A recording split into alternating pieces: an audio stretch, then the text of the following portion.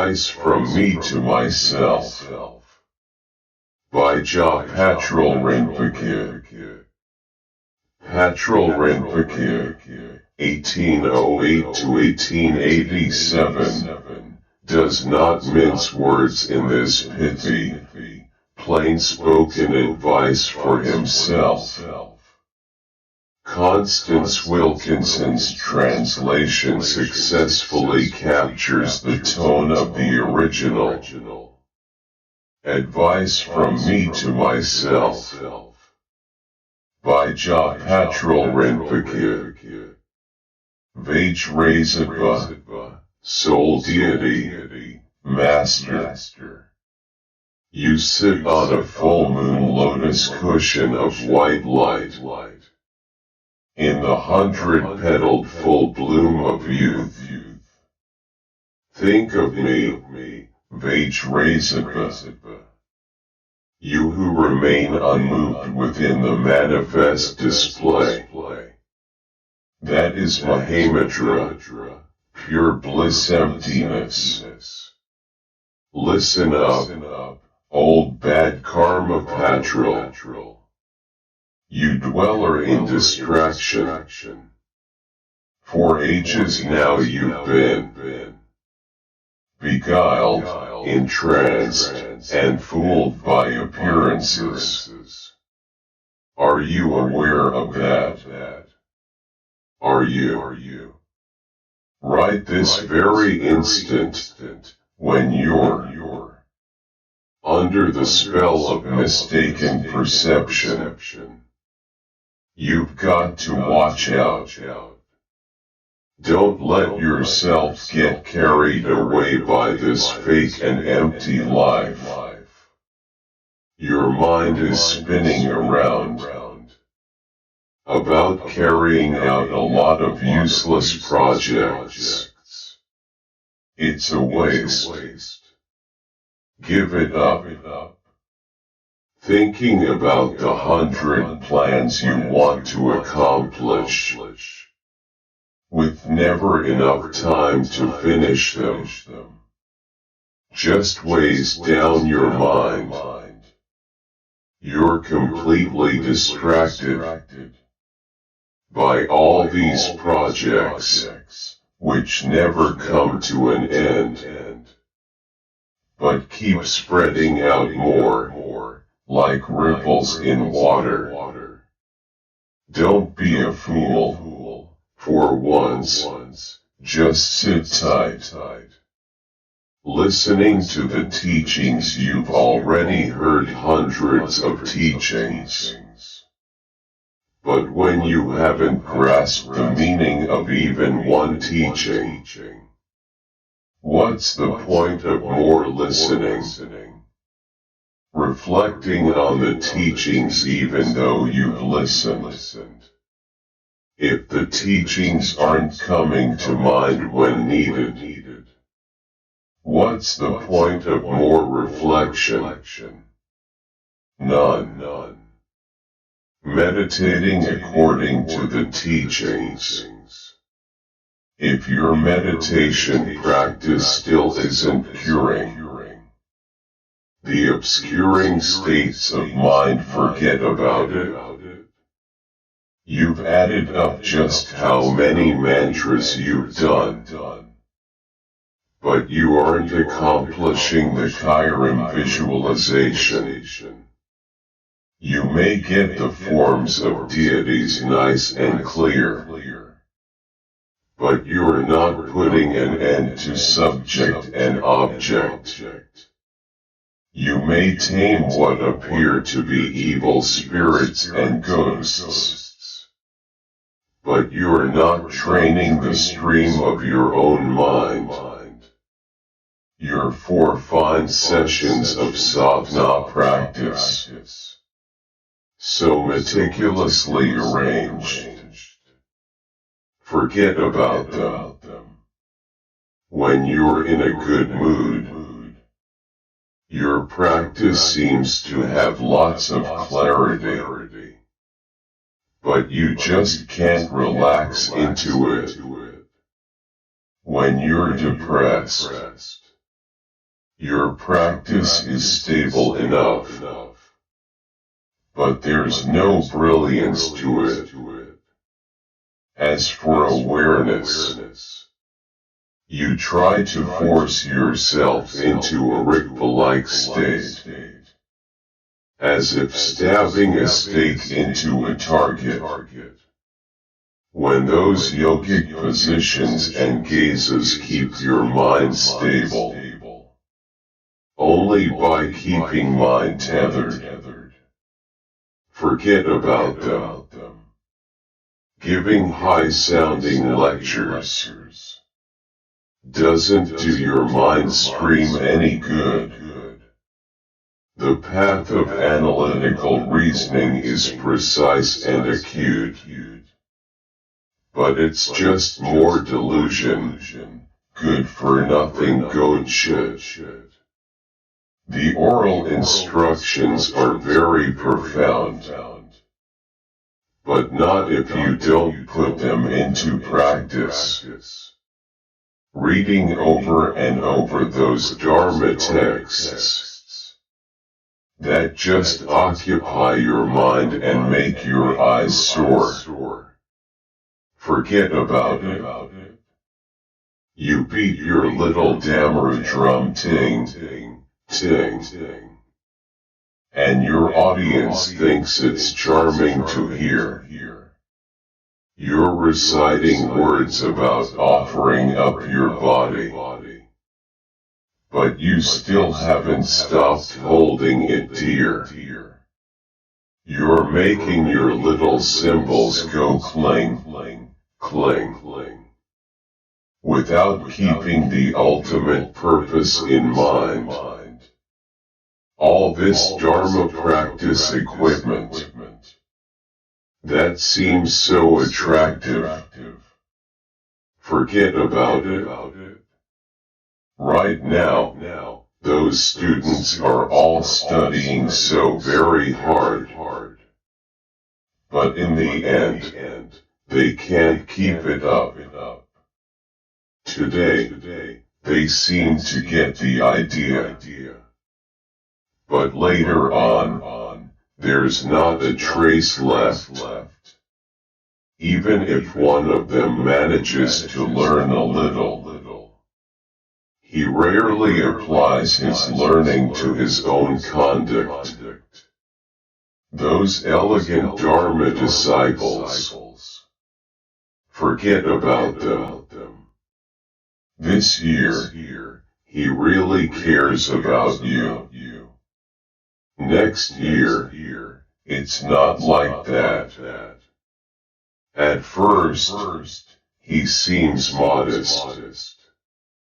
Then he grows exalted and pompous. The more you nurture and cherish him, the more distant he grows. These dear friends, who show such smiling faces to begin with, forget about them. Her smile seems so full of joy, but who knows if that's really the case? One time, it's pure pleasure. Then it's 9 months of mental pain. It might be fine for a month, but sooner or later, there's trouble. People teasing, your mind embroiled. Your lady friend, forget about her. These endless rounds of conversation are just attachment and aversion. It's just more goat shit, good for nothing at all. At the time it seems marvelously entertaining, but really, you're just spreading around stories about other people's mistakes. Your audience seems to be listening politely, but then they grow embarrassed for you. Useless talk that just make you thirsty. Forget about it. Giving teachings on meditation texts without yourself having gained actual experience through practice is like reciting a dance manual out loud and thinking that's the same as actually dancing. People may be listening to you with devotion, but it just isn't the real thing. Sooner or later, when your own actions contradict the teachings, you'll feel ashamed. Just mouthing the words, giving Dharma explanations that sound so eloquent. Forget about it. When you don't have a text, you long for it. Then when you've finally gotten it, you hardly look at it. The number of pages seems few enough, but it's a bit hard to find time to copy them all. Even if you copied down all the Dharma texts on earth, you wouldn't be satisfied.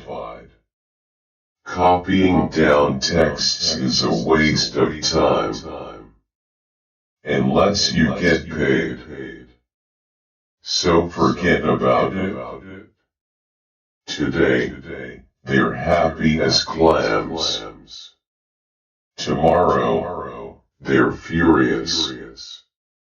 With all their black moods and white moods, people are never satisfied. Or even if they're nice enough, they may not come through when you really need them, disappointing you even more. All this politeness, keeping up a courteous demeanor. Forget about it. Worldly and religious work is the province of gentlemen. Patrul, old boy, that's not for you. Haven't you noticed what always happens? An old bull, once you've gone to the trouble of borrowing him for his services, seems to have absolutely no desire left in him at all, except to go back to sleep. Be like that desireless. Just sleep, eat, piss, shit. There's nothing else in life that has to be done. Don't get involved with other things. They're not the point. Keep a low profile. Sleep. In the triple universe, when you're lower than your company, you should take the low seat. Should you happen to be the superior one, don't get arrogant. There's no absolute need to have close friends. You're better off just keeping to yourself. When you're without any worldly or religious obligations, don't keep on longing to acquire some. If you let go of everything,